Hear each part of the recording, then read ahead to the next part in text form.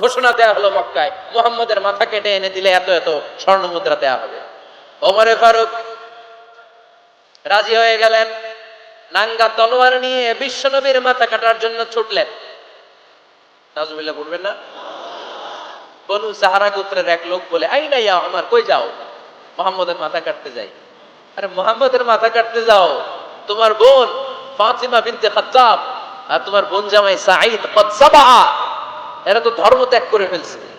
এটা তো আমাদের ধর্ম ত্যাগ করে মুহাম্মদের ফলোয়ার হয়ে গেছে। আগে ওমর ঘর সামলাও, পরে মুহাম্মদের মাথা কাটতেছে। ওমর ফারুক অবাক হয়ে গেলেন, তলোয়ার নিয়ে বিশ্বনবীর দিকে না যেয়ে নিজের বাড়ির দিকে চলে গেলেন। বিশ্বনবীর আপন বোন ফাতিমা বিনতে খাত্তাব, বোন জামাই সাঈদ আর খাব্বাব রাদিয়াল্লাহু তাআলা আনহু তিনজন মিলে সূরা তাহা তেলাওয়াত করতেন।